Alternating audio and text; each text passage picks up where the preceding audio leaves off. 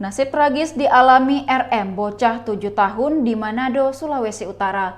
Ia ditenggelamkan kekasih dari kakaknya sendiri karena menolak mengikuti kemauan pelaku. Pelaku bernama Andika Lihawa kemudian menenggelamkan korban sampai tewas, kemudian meruda paksa. Kompol Sugeng Wahyudi Santoso, Kasat Reskrim Polresta Manado, menjelaskan kronologi kejadiannya.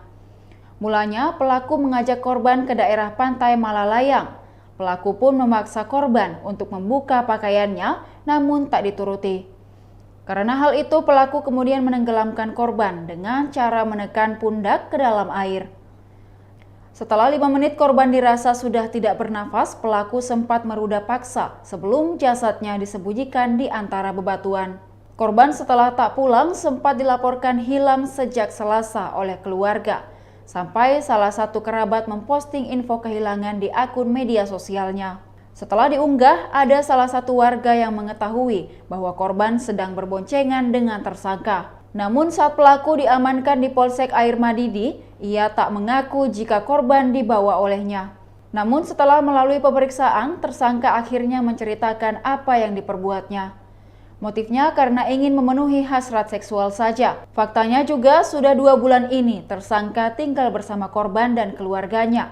Pelaku sedang menunggu kelahiran anaknya yang dikandung sang kekasih.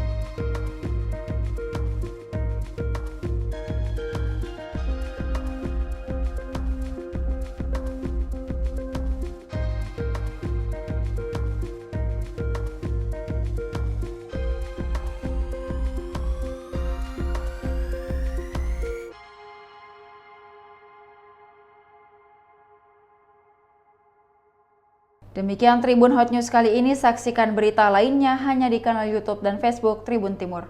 Terima kasih sudah nonton, jangan lupa like, subscribe, dan share ya!